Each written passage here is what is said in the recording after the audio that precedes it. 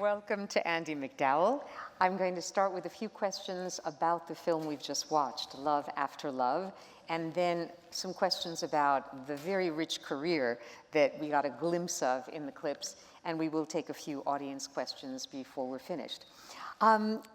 This is a first feature for Russ Harbaugh. Previously, he had directed a short film called Rolling on the Floor Laughing, which was an embryonic version of the film that you just saw. It was his thesis film at Columbia when he graduated in 2011. So my question is, what made you trust this first-time filmmaker with material that is obviously so complicated? And really, you know, what made you decide to play Suzanne, not the easiest part you've ever done?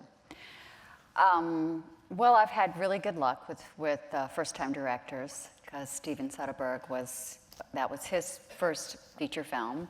Sex, Lies, and Videotape. Sex, Lies, and Videotape. So I've never really questioned that. Since then, I take those kinds of chances, because you just don't know. If the script is great. Because really the most important part when you make a movie is the script. It's really hard to make a good movie without a good script. You can have great actors, you can hire an amazing director. Unless they change the script, it's not going to be good unless the script is good. And this was an amazing script. It was a beautiful script. And you don't find these kind of characters for mature women. It's really hard to find roles at my age anyway. And especially to find someone this complex and interesting and so many layers, and with the opportunity to start in a place where she is a vibrant, sexual, artistic, incredibly comfortable in her skin, strong woman, to a woman that's, she goes through this phase where she's the caretaker, immensely intense caretaker, to being completely devastated and lost. And then, you see her acting out, she acts in very peculiar ways, like you do in that situation. Sleeping with her coworker, who, I guess, what I feel is that the need to be touched, the loneliness that you feel, just the hope that maybe him holding me would make me feel better. But then you see she just doesn't, how there's almost a sense of shame that's there. Just so many, I could just keep going. So much to do with this particular person and the relationship with her sons. Now there's that whole layering. Russ talked earlier today about writing the script, because it all goes back to the script, and how they were discovering as they wrote it the opportunity for layers, for so much layering. And I saw that when I read the script. It was just like, wow, this is unbelievable. I can't believe I'm going to get to do this. Because you referenced the particular scene of Suzanne obviously having gone to bed, I'm using my words very carefully, I don't know whether the script originally had and whether you originally shot a sexual moment, an erotic encounter between the colleague and Suzanne, because for me, there was something quite abrupt in going from them leaving the game, and suddenly she's getting up from the bed. This is, for me, an example of the style of this film, which can be frustrating for the viewer, and I don't know to what extent it might have been frustrating for the actors, because we get sometimes the moment before something or the moment after, but not the actual dramatic or certainly romantic moment. Did you shoot anything? No, there wasn't. We didn't shoot anything there. There are other scenes that are not in there that we did shoot, but not that. And I felt like the answer that I gave him, he goes, "We can talk," and I say, "I don't know what to say," and then I pause, and then I say, "I feel like I'm having an affair." I think that answers it. We had sex. Yes. Yeah, we had sex, because I feel like I'm having an affair. and it probably did not end up feeling comfortable. It obviously did not end up feeling comfortable for me. And I think women will really understand this. I don't know how many men feel like this, but I think women quite often make the mistake of having sex and feel this huge void afterwards, that you almost feel lonelier. And I think that's what it was for her. It was not satisfying. It made her feel even more lonely, and leaving the coat on and just wanting to hide herself, and it just didn't feel right for her. So. But it felt like so many scenes in this film, authentic. The director is clearly not interested in making a Hollywood movie where you go, oh, isn't that nice? And oh, they're going to get together. Nothing of that. Mm-hmm. If anything, we get the sense that Suzanne is sort of trying on things. She's improvising. She's trying this. It's not going to work, so she'll try something else. But any other director, I suspect, would have shown us how Suzanne meets Michael. We have no idea how the two of them even came together. So I realize I'm coming into something that started without me. It is a film that closes the door often on my efforts to enter, but I think that's more interesting than the spoon-fed kinds of movies that we're used to, where we see, oh, now they meet, now they kiss, now they're gonna have sex, now the sons are gonna act up. I mean, that would be one kind of film. Mm-hmm. Russ Harbaugh seems to be up to something else. Mm-hmm. Did you have a lot of improvisation, though? Because the naturalness with which you express some of the awkwardness, the frustration, that struck me as not just script or great acting, but something that combined the two. It was the process that he, the way Russ works, that helped us to be so real and for everything to feel. It felt real as it was happening. I mean, a lot of scenes I did, and I could not break it apart for you. What happens a lot of times when you're acting is you memorize lines and you do it, and then you can kind of go back in your head and go over what you just did and clock whether you're satisfied or not. You can go, you'll say, no, I think I need to do this, I need to do that. There was none of that in this process, because we would start quite often in a scene, and he would have us improv the scene. We did this all the time. We would improv the scene and then go into the dialogue. Somebody would know how to catch it, how to make it work, get into the dialogue, do the dialogue, and then it would be open-ended. So he could stop when he wanted to stop. And then he could use whatever he wanted to use. What ended up in the movie, the majority, is the dialogue.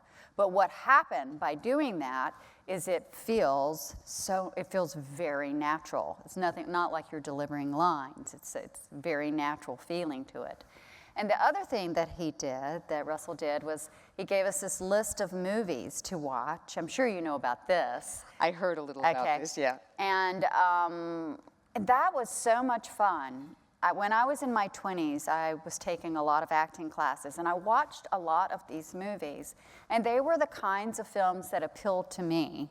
A lot Bergman, I loved Liv Ullmann, I loved her, Cassavetes, and I want to be sure I say it right, Maurice Piala, thank you. And then The Godfather, and a really long list. So we watched this list of movies. I'm going to guess some Woody Allen too. Some Woody Allen, and he loved that feeling of. It's a very European feeling, and he loved the feeling of through the doors and as if you're watching these people and the overlapping and the big dinners and the life that you feel, that very much appealed to him. And I'm trying to remember, I should have asked him today because I saw him today, but what exactly it was, the forms of the bodies, you see it repeated, are the naked bodies, that, I can't remember if he showed us, if that was from a painting or from a film. Do you know the answer to that? Because I'm trying to remember, I know. Off the top of my head, there's no particular movie where I've seen the intertwined bodies on the bed. they're clearly naked, but not titillating. I mean, you're not supposed to get Yeah. excited. You're supposed to see, okay, two Yes, bodies have two become human bodies. one. It's humanness. It's Right. the human body. It's the human body. They could have been from paintings, because I just remember him showing. He said, "Are you going to be comfortable with that?" And I'm like, "Yeah, I'll be fine with that. You know, I don't have a problem with that at all." Because everybody's making a big deal out of the fact that this is my first nude scene, but it's really that I think is just a fun thing to say, because the nudity in this. The nudity in this, for me in particular, is not at all. It's not that kind of nudity. It's a, you know, it shows the human condition as well for me as it does for my husband dying. I mean, that's the human condition. It's the body, yes. And I think my body is, it represents loneliness. It represents humanity and need, the desire. It represents the desire to love, to be with someone, to, you know, all of that. It's a much deeper feeling than just, oh, she's doing a nude scene. It's so much more. You've put it so articulately, because one of the things that I love in the films of Cassavetes, I hope some of you have seen A Woman Under the Influence, which has one of the greatest performances ever with Gena Rowlands, or Husbands. He loved to depict the embarrassment, the silences and the awkwardnesses of the way ordinary people really do live, love, talk, and mess up all the time. You almost have the feeling watching his films, and I felt it a few times during Love After Love, that maybe I shouldn't be seeing something, that this glimpse is a little bit painful, because these are lives that aren't prettified. I have real trouble watching the death scene of the husband, and frankly, I have trouble watching some of the sexual interchanges of Nick and the various women, because they don't seem to be as much about love. They're about other things that are going on in Nick. And it's rare that a movie, I think, engages us on that level. And you seem to have really grasped it and gone with it completely. The improvisation where he gave you the chance, was it primarily during rehearsal, or was it when you were on the set shooting? When we were shooting. Oh. When we were shooting. Yeah, we didn't really, our preparation was more of, mostly for Chris. I was just so prepared to do this role. I was really ready. I just wanted to shoot. Chris wanted to contemplate and think why he was doing things and talk about the character. So they would sit and talk about the character, and I would be dying just to go. And eventually I used that irritation and just sat back and just let Chris have his way and sit there and talk about whatever he wanted to talk about. And I used it for my character to have deeper feelings in the scene.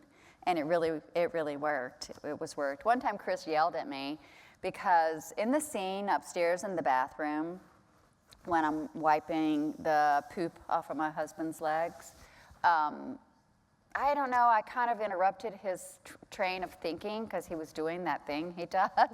I wanted to go. He's and a I said stand-up, you know. Yeah, he's a stand-up. I said something, and he just barked at me, and it hurt.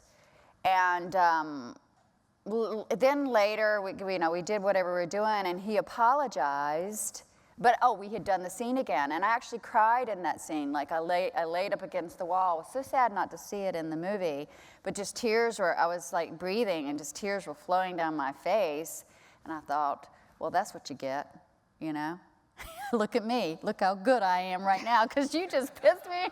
You hurt me. You pissed me off. You hurt my feelings. And here I am. So then he apologized. I said, don't worry, Chris. You just made me better. So a lot of that was kind of happening between us too. I mean, it wasn't ugly. I don't want to confuse you. We got along just fine. It was intense though, which is good. That's not unusual. It does happen. And I think Chris O'Dowd is really powerful in this film. I'm used to seeing him more in comic films. I adored him in The Sapphires, which is one of the great unsung films of the past 10 years, and of course in Bridesmaids. And here, he plays really dark. And the character of Nick is very hard for me to take. He's passive-aggressive from beginning to end. And even what you just described, you know, feels of a piece. I think he was probably already kind of in it. He was carrying it a little bit with him, maybe, you know. But I also found it fascinating, too, because the way I feel about it is once the father was the leader of the family, and once he dies, who becomes the leader? Because my son is an adult man, and I'm a woman. So I feel like that was also just like another layer within the story that you have to think about to grasp. But once he's gone, who's the head of the family? I thought about that too. I was like, yeah, they already had boundary issues because you see it before the father dies. The opening scene, we're very intimate with each other in a way that is not normal between a mother and a son. We're without boundaries. And we have this emotional attachment that is bigger than it should be. We could use a little therapy. It's not sexual, but we're definitely, and it carries on. We're in each other's space where we should not be. I'm in his business, and then he pays me back big time at the end for being in his business, for screwing with his head, which I do, you know, and, you know, I just, you know, all of that I just found super fascinating. Yeah. Well, this is a film in which the female characters are so much more mature and admirable than the younger male characters. And there is, by the way, one shot where on the couch, you can barely make out the faces, but it is Nick holding Suzanne. And he holds a lot of women in this film. And in fact, there's even a slight, not physical resemblance, but because Rebecca, Juliet Ryland's character, also has long dark hair and also has the kind of mature, intelligent warmth as Suzanne, you get the feeling that there is a kind of undertone, not I wouldn't say incestuous, that's, you know, reductive. No, but I think that happens a lot in life. You know, children go and look for someone like their parent. That, I mean, if you study therapy, it happens all the time. It happens. It's like, it's something you're comfortable with as well, and that you know. And I do think that he looked up to me. Otherwise, what I said, he wouldn't have listened to. And what I did say to him would affect him. It did affect him. Look, when you tell him, when Suzanne says, Rebecca was a person of consequence. Yes. It drives him crazy. Yeah. Because, of course, you know, she has my approval, but the other woman, Dree's character, Emily, does not have my approval. And from then on, he can't like her anymore. It totally affects him. It has a huge effect. It just diminishes that relationship completely. And then when he goes off for that quick sexual night with your colleague. Yes, how crazy was that? Another sense of, you know, kind of displacement or what he can't do with his mother, he will do with someone either resembling or close to his mother. So there are a lot of layers in this film that one can sort of unpack afterwards, because while you're watching, I remember Russ Harbaugh at the Tribeca Film Festival last year talking about wanting to have in this film a sense of intimacy. And he even had this wonderful line about, can you make a movie that feels accidental and then the narrative sneaks in? So yeah, while we're watching the film, it just seems like these random moments. There isn't exactly a plot. There are events, and then suddenly relationships become the foreground. And I was curious, for an actor playing that, for example, music. I felt David Shire's score very strongly, the saxophone at the beginning, and then when you're walking alone in the street. Was that music already composed and you heard it during filming, or did it come after? What happened was Russ sent the movie to him. What's his name again? David Shire. David Shire, thank you. And just taking a chance, because he admired his work so much, and it was a dream. That was like the top bar, the high hope. And And he said, David said, I'm sorry, I have a lot on my plate. I can't do this, but I will help. I'll give you some good suggestions. But then he watched it. And he called Russ up and said, I've changed my mind. I watched the movie, and I want to do this. So that was a great compliment, a huge compliment. And the music, I think, is just extremely powerful. I would listen to the music myself, just in my house, just to listen to the music. I love the music in this. And while you were shooting, was there any other music? Was there a temp track? For example, when you were walking in the street, was there music playing, or was it just you doing? No, it was just me walking in the street. Now, whether Russ had something going on in his head or not, I don't know, but. Knowing Russ, even superficially, I'm sure he had a lot going on in his Yeah, head. This is somebody probably. who thinks out every step. And the way the script was written, he and Eric Mendelsohn, who had been his mentor, thesis advisor, they sat for months talking through the script, talking through the lookbook to get exactly what they wanted.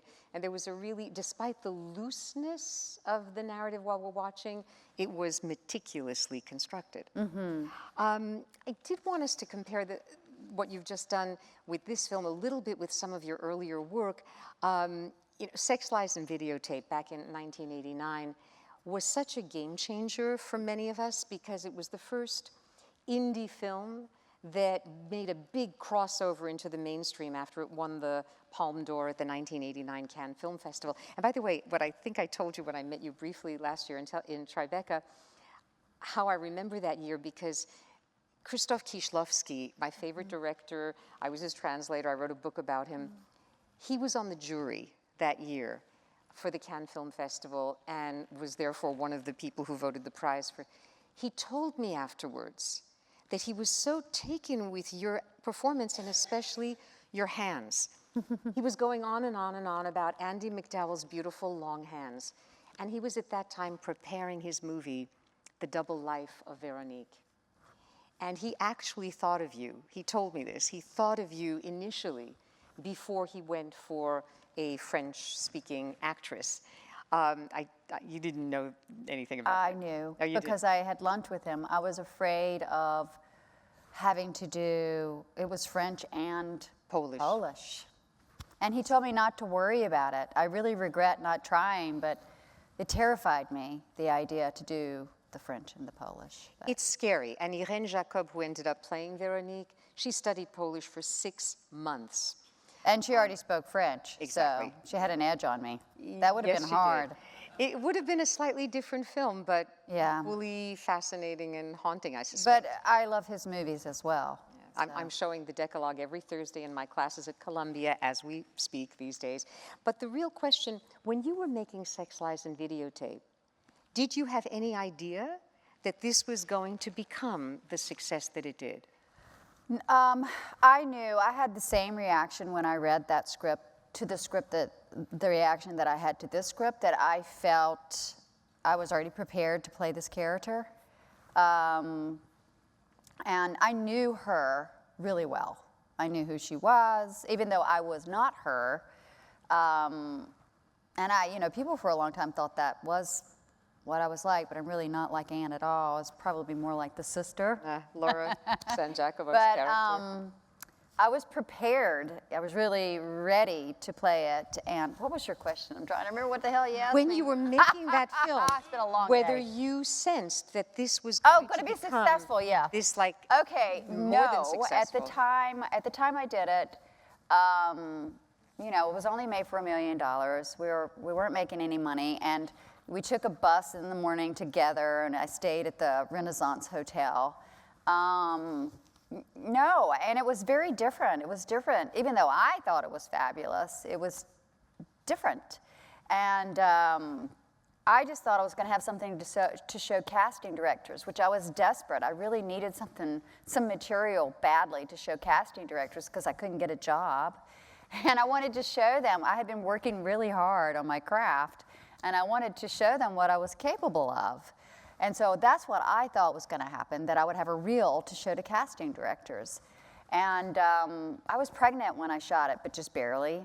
And so I didn't get to go. Sadly, I was very protective of my pregnancy. I didn't even go to Sundance because I was pregnant, and then we won there, and then I didn't go to Cannes. Sadly, in hindsight, I think I should have. I'm a different person now. At that time, I was nursing. I was kind of fat. No, I shouldn't say that because it's not true, because that's the way the world would have seen me. I was afraid of being criticized, which I am not like that anymore. I don't care if people criticize me. But at the time, I was conscious of that. I was nursing. I wasn't fat. I just had a baby, and I wish I had gone. I'm sad that I didn't go. But the world can be very cruel, and at that time in my life, I wasn't prepared for cruelty. Now I don't care if the world's cruel to me. Well, I think one I don't of really the care few anymore. good things about getting older is sometimes we do get wiser and more mature and we evolve. And yes, I think it's obviously harder we when you're young to take harsh, mean criticism, mean Sure. people. Of course. Yeah. I mean, you needed to develop a body of work so that you would be respected as an actor, and you didn't yet have that. So, of course, one Yes. is insecure. But that film also dealt with the fear of intimacy in a very honest way for movies at the time. And I think that's one of the issues in the film that we just saw. But to shift gears, did you have any idea when you were making Groundhog Day with Bill Murray, directed by Harold Ramis, that was going to become one of the sort of most popular, and it's called a cult film these days because even though it was a mainstream Hollywood movie, people watch it today over and over again. It's about It is. going It over and over is. again. I would say it's a masterpiece, and it's a funny movie. But I would say it's a masterpiece. And when I read it, it was perfect. So it was like a script. I was like, this is going to be a hit. It read like a hit.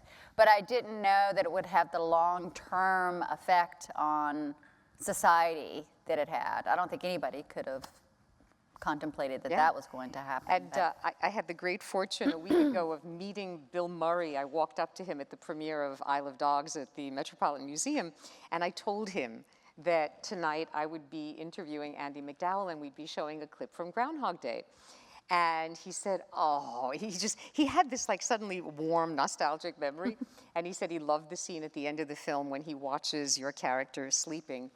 And then he went on to tell me that Danny Rubin is the name I should be invoking because Harold Ramis, as director and co-writer, gets a lot of the credit.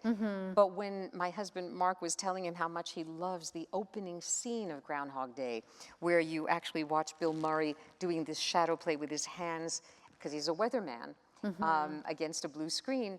And so Bill Murray said, Danny Rubin. He says, Danny Rubin was so brilliant in the way he conceived of the story. And it's not only a very entertaining movie, it's also very self-reflexive. I mean, you could almost read Groundhog Day as the story of an actor who knows that he's the only one who can sort of improvise and revolt and sort of manipulate things, but only within a very narrow frame. So the movie becomes rich on all kinds of levels, but you're the level-headed one in that film as well. One similar question is with Four Weddings and a Funeral, which was also extraordinarily successful. I'm guessing that you knew beforehand that it was going to be, because you did something very smart. You took points in the film instead of more money up front. Well, they didn't offer me very much money. So I think my agent at the time was clever. It wasn't anything to do with my cleverness. I just wanted to do it because it was a great script.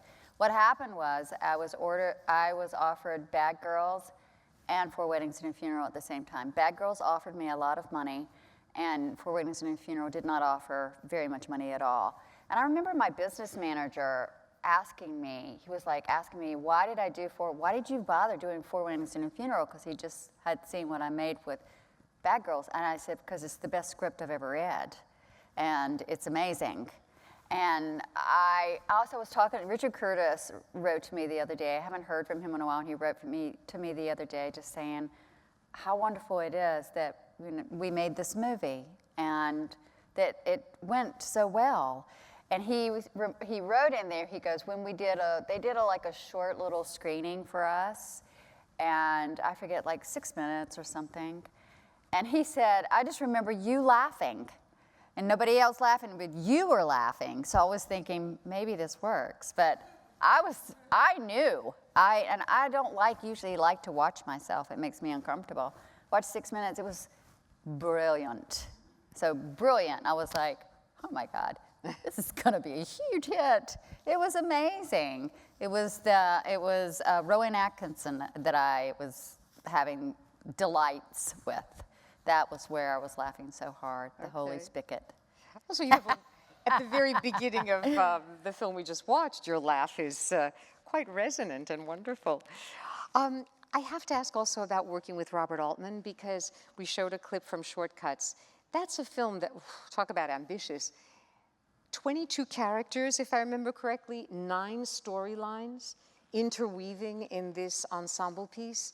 And among the people coping with the fragility of joy and with betrayal and with boredom, you play a part that was very different from the others with which we had come to associate you, a grieving mother. And I know that Robert Altman, even more so than most filmmakers, relied upon improvisation. I mean, it wasn't really the script.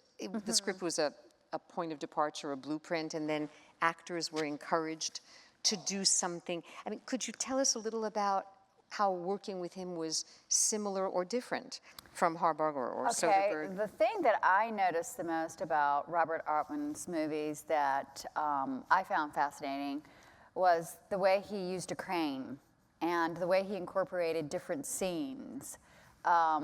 He's the only director that I've ever worked with that did that. And he would start, he's doing these people over here in the house, and then he would film them, and then he'd come down and he'd do the pool, and then he'd come back up and you pick it right up. Everything has to go just correct, and then you would find yourself over here. And in a lot of his movies, you have those long scenes where everything just ties together perfectly, and you go, it's not just him, it's how did everybody get that right? And that, for me, was fascinating to watch, how he did that. I've never seen anybody else do that. And that's probably more challenging for an actor. Because I remember on this stage, we had the cast of Birdman a few years ago with a preview. And that was another film where Emma Stone was talking about how scary it was. Yes, it's terrifying. Because imagine if you mess up. Yeah, everybody. If you mess up, you're the one. You know? That's pressure. That's a lot of pressure. But you rose to the occasion. I did. I didn't mess up, thank goodness. That's good. And also, before we move on to another thing, you've also worked with Peter Weir. I mean, I think he's one of the greatest living directors. And Norman Jewison with Dinner with Friends. Wim Wenders. The End of Violence was such a fascinating movie. It opened the Cannes Film Festival that year, a haunting mystery that weaves also, like Altman, weaving together disparate characters in Los Angeles with a Ry Cooder score. Albert Brooks's The Muse and Nora Ephron's Michael. Susanna Styron with Shadrach. Are there particular directors, obviously Soderbergh would be one, Russ Harbaugh, maybe Altman, that you feel understand best how to bring out the performance in you? Any particular director that you would single out? I keep trying to get Diane Keaton to direct again. I did Unstrung Heroes with her, and I think she got bad press for her second movie and kind of gave up, and I have been telling her over and over again, I really wish she would direct again. I guess she's busy, she's got a lot going on, she has kids, but I thought she was a great director, and I would love to have seen her do more. I thought Unstrung Heroes was really beautiful. I regret that we did not have time to include a clip. This is a film in which Andie MacDowell, this was 95, plays a real character, Selma Litz, based on Franz Liszt's mother, with John Turturro as your husband, and you're playing a Jewish woman in that film. And it was, I thought, really, again, complicated, well done, getting inside. And she's dying of cancer, and so it's beautiful. It's also a family. It's another kind of offbeat family. It's a really offbeat family. I love offbeat families. But she has a beautiful eye. She was very much a part of every detail of the making of that movie, more so than a lot of other directors I've worked with. very much involved in the set, the colors, the wardrobe. But I think because she is a woman and she wasn't, and she is an actress, her perspective was different. I thought she was a really great director. Would love to work with her. I worked with Angelica Houston too, and that was fun. That was a lot of fun. Riding the bus with my Riding sister. the bus with my sister, yeah, and that was a lot of fun too. So, I'd love to work with Russ again. I'm hoping he has more opportunities, or as a writer too, because he writes such beautiful material. Well, the film is opening Friday at the IFC Center, and my guess is that it's going to get very, very strong reviews. I don't know what kind of box office. I hope it'll be thriving, but one never knows with some of the smaller independent films. We'll have to see. Oh dear, I have a lot more questions, but we took Andie MacDowell away from the premiere of the film tonight. So I promised you could get back to the premiere party. We have like 10 minutes to take a few questions. If we could raise the lights slightly. I see one down here right away. I'll repeat the question. Go ahead. Hi. So you've always been very natural in all your movies, the way you act, especially your facial expressions. You've always been very natural in your movies, especially your facial expressions. So, for example, in this movie, when you're looking out across the table at Emily, you can tell you don't really like her, but you don't want to really show that as very apparently. Are you aware when they're doing a close-up of you that how your facial expression has to portray something differently than if you're acting with 2 or 3 people in the scene? So are you aware when there is, for example, a close-up of your face, as with sitting at the table with Emily and kind of not wanting to, but not really liking her. Is there a difference when you have that close-up as opposed to when you're in a scene with 2 or 3 people sharing the frame? For me, I find the most interesting acting is when you don't have dialogue. Because you have to communicate your feelings and tell a story without talking. And so there's not like an on and off button. You don't like all of a sudden make a face. It's not like that. You're constantly feeling the feelings of this character. And those feelings, whatever you're feeling, are told on your face. So that's what happens. But I do find I love when I'm actually telling the story without talking. Yeah, and I've had a lot of people tell me that I do that well. So I don't know. I guess it pays off liking doing it. So. And it also seemed to me that there were quite a few long, uninterrupted takes in Love After Love.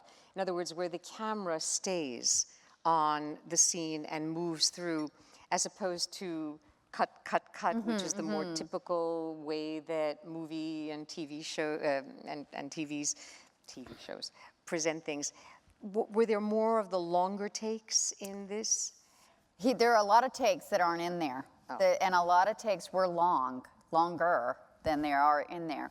And Russ, having lost his father not that long ago, and this being his own personal story, had a lot of strong memories and ideas about how we should do it. There's a pace of like when I'm walking after he dies and I'm walking through the hallway, and then Nick is over here being intimate and I'm peeking in the room and I'm walking slowly and then I just go sit down. That was really important to him because he said that when his father died, it was as if everything went in slow motion. So, and it felt really awkward to walk that slow. It didn't feel normal, but it looks great in the movie. So I see he definitely knew what he was talking about. It looks fantastic. His mother was 54 when her husband died. Did you ever meet his mother? Did that have any sort of input? Later, but that wasn't really where I was drawing from. I think I was drawing from just a full life of experience of pain and loss and feeling sexy and feeling devastated and a vast amount of personal material that is not directly what this story is, but understanding human nature. Right. That comes through. Yes. What did you learn about yourself while making this movie? Something really interesting, I think, that, you know, everything we was talking about the nudity was kind of nice to get that out of the way. Now everybody knows what I look like. I'm not worried about it anymore. Your expectations can be, you know, I'm a mature woman and that's it. So what I learned is it's really not that painful, because I was terrified about doing that and, you know, showing the world my naked body, but hey, there it is. So, I don't know. It really wasn't a big deal. That's what I learned. I think it's harder to be in the room with your people that you're working with, that sort of intimacy, when you're actually physically doing it. But seeing it on the big screen didn't bother me. I'm happy to do it again under the right circumstances. And I'm sure it'll be easier, because now I know it's really not a big deal. One question that I feel obligated to ask, because last year I saw a wonderful first feature called Novitiate. Mm-hmm. It's about young, cloistered women who want to become nuns. And the actress who starred in it, I didn't know the name, Margaret Qualley. Mm-hmm. And I jotted down in my notes while watching it, boy, she looks a lot like Andie MacDowell. And I came home and looked it up and I said, oh my goodness, that's Andie MacDowell's daughter. And also your younger daughter, I guess, Rainey, had acted with you in a movie called Mighty Fine, directed by Debbie Goodstein. How do you feel about your daughters going into this same profession as you? Well, I'm happy. I think it's a natural, it suits them very naturally. Rainey is also a singer-songwriter and has an amazing voice that was a gift. I don't know where it came from. And Margaret was a dancer, she went to North Carolina School of the Arts in the 10th grade and had, you know, studied at really prestigious places like Chautauqua and in Seattle. She was 2 summers in Chautauqua, and then she was at ABT. She studied with Francois Perron. She was really hardcore from a young age and pushing me to let her be a dancer, that was scarier. And she made this jump, this leap. She decided the summer that she was at ABT, I think she realized her body was falling apart. She was way too young for her body to fall apart. Her hips are not made to be forced like that. And she took an acting class, and she found 2 modeling agencies that she could go to, and wrote me a letter and said, I want to move to New York. So she moved to New York in the 11th grade. No, wow. It's insane. It's insane that I let her. But I know my child really well, and I organized for someone to live with her, and she had found the school herself, the professional children's school. She went there. And then after that year, she was so tired, exhausted, and she missed her sister, and she said, let's move to New York. So then we moved to New York, and so I've been trying to keep up with them, you know. And Rainey has been off doing her thing, and she's extremely creative and creating this. She does everything on her own. The music, I don't know anything about music, but Margaret took this acting class in New York in the 11th grade, and she was like, okay, this is it, because she had such a huge void leaving dance. It was a huge, painful void. She's still dancing, though. She was in that Kenzo commercial. Did you see that Kenzo commercial? Mm-hmm. You know, the one that Taylor copied, and everybody was talking about Taylor? Well, anyway, go watch it. It's pretty fabulous. I'm too busy watching And she's still dancing. They both dance.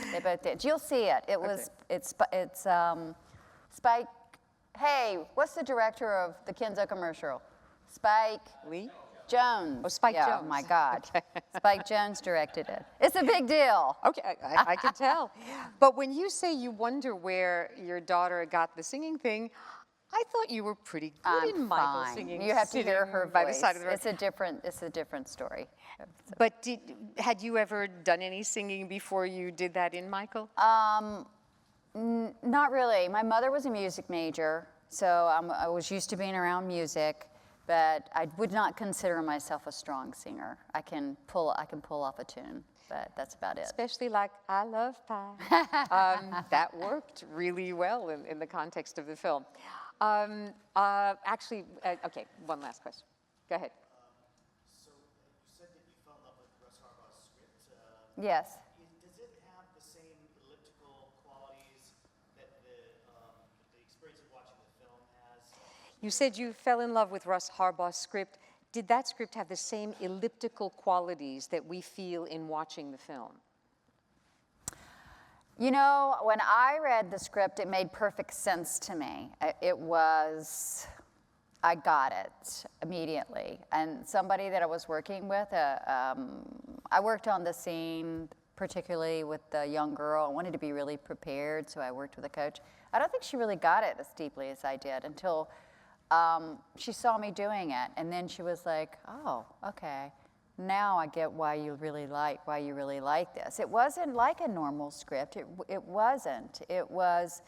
I think it took a certain kind of creative intelligence to grasp what it was. And I think the movie is a little bit like that, but it's very European in that feeling.